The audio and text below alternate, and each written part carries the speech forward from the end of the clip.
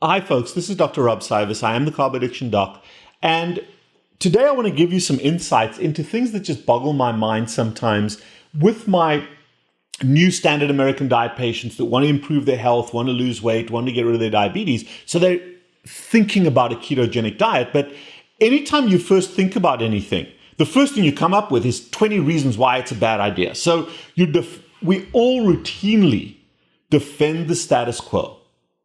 And we have to overcome those defenses. And one of the subtle and often not spoken about defenses that people have is the way they currently eat.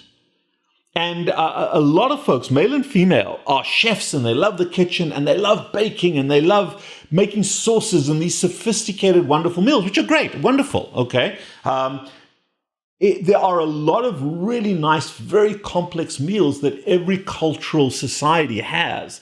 The special sauces and the special spices and the special ways they cook. I love that. That is cultural enrichment. But here's the key thing about a ketogenic lifestyle. It's very simple. It's very simple. So as part of the transformation, when it comes to food preparation, it's not just letting go of carbohydrates as an ingredient in your meals. Letting go and removing carbohydrates as a staple ingredient. We often use carbohydrates, especially starchy carbohydrates, breads, pastas, tortillas, naan, that kind of thing, as ways to put food on. I call them vehicles, the bun on the burger. Those starches are vehicles to get the food into your face. Well, if you don't have those starchy vehicles to conveniently get the food into your face, eating a hamburger, a lot of my Middle Eastern patients use naan or a papadum to sweep up the food and put it in their face because we eat with our hands, a bag of chips, whatever it is. If you let go of that, there are two implements that most humans are able to use called a knife and a fork. A knife and a fork. And if you use a knife and a fork, you don't need the starchy vehicles. So there are ways to abandon the carbohydrate staples without really compromising, maybe changing how we eat. But the complexity of a lot of our meals, also, that way of thinking should change, because the greatest challenge for so many people are to preserve the old recipes, but to do them in a sugar-free way. And that is not the right approach. You can start to do that early as you're struggling to let go. But over time, folks, what we want you to be able to do is to simplify your meals. Make them simple. And the more you can get rid of the sauces and these complex things that we eat, your taste buds will change, your taste buds will simplify. I don't mind if you like spices and that kind of thing, you want to put some hot sauce or something, knock yourself out with that. Or maybe just get some chili and put them on to some chilies or some peppers and put them in your food. You can put garlic in there without the garlic sauce. You can make a cheese sauce just from cheese. Quesadillas, there are ways to make this food in a very simple way. So how do I prepare my own food? I'm a surgeon. I live with a knife in one hand.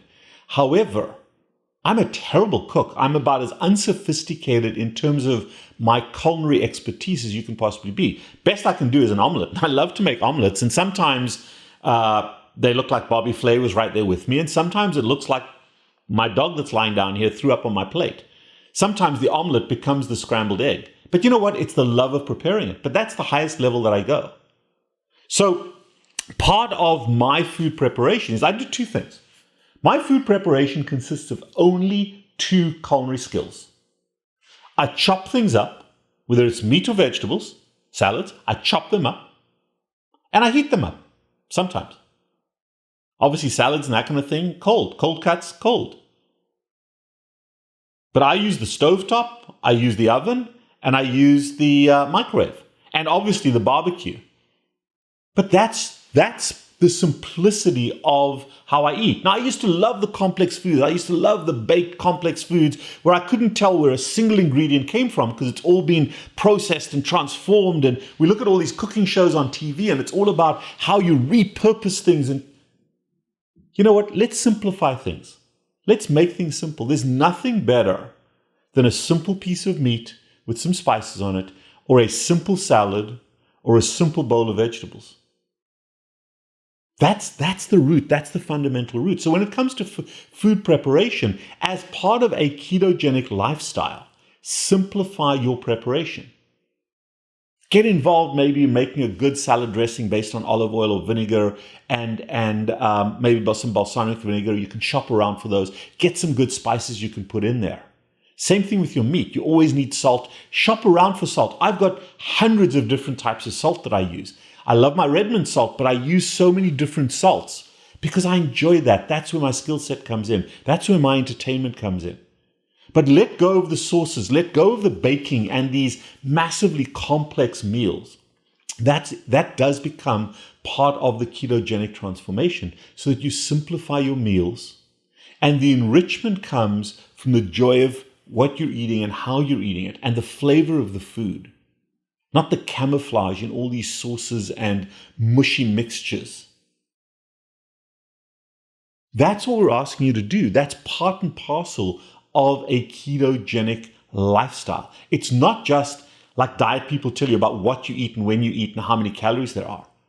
That's why these ketogenic diets fail.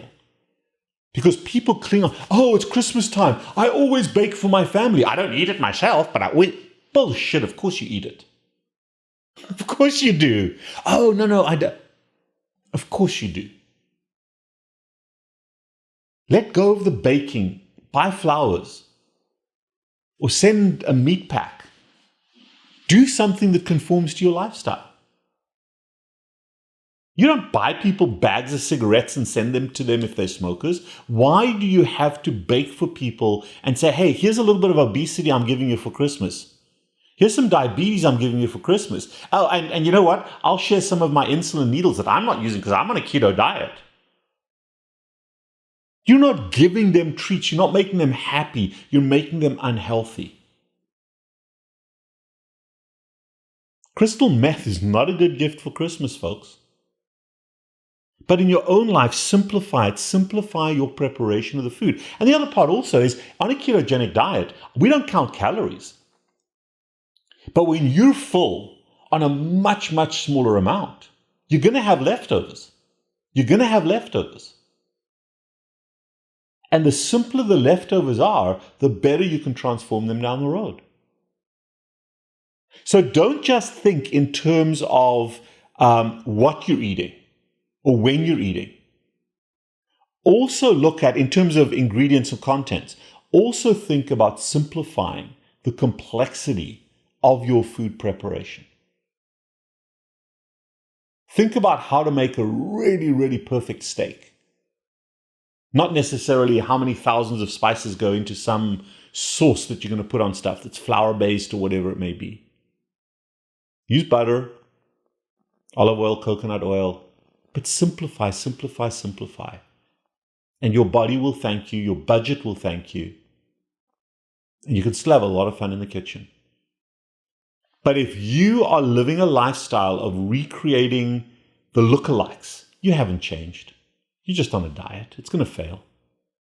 It's going to fail. Transform the entirety of how you eat. Don't do the lookalikes. Don't try to transform that food too much. Now, please argue with me, yell and shout at me, scream at me, agree with me. Sometimes, if I've made you think, if I've made you have that little aha moment about how you're making your eating life much, much smaller so that the rest of your life becomes the broader component, rather than just thinking at breakfast time what you're going to have for dinner and what snacks you're going to have in between. Simplify your life. Dedicate less and less time to eating and drinking so that it becomes a necessary, not a fundamental component of your life.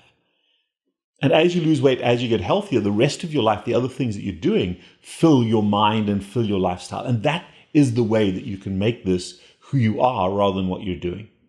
I am the Carb Addiction Doc if you want help with that.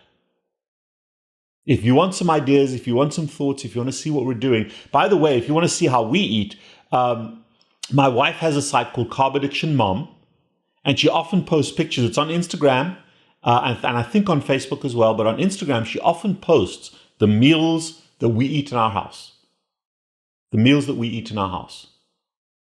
And if you understand that, if you look at that and say, wow, you know what, that looks pretty good, because you can still dress it up. Join us in this lifestyle. I am the Carb Addiction Doc. If you want help, text, WhatsApp, leave a voicemail 561-517-0642. Set up a consult. We can discuss all of these things. But please leave comments below. Yell and scream and shout at me. Tell me I'm wrong. I'm okay with that. I'm not telling you have to do this. I'm sharing with you what we've chosen to do and what so many of my patients have done. If you've got great recipes out there, I don't have any recipes. I never, ever follow a recipe. You don't have to do that if you've got a knife and a skillet.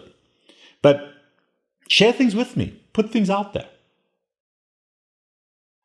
But remember, I'll say yes or no. Explore this realm of eating healthier. Because eating healthy is also eating fairly simple with great flavor and taste.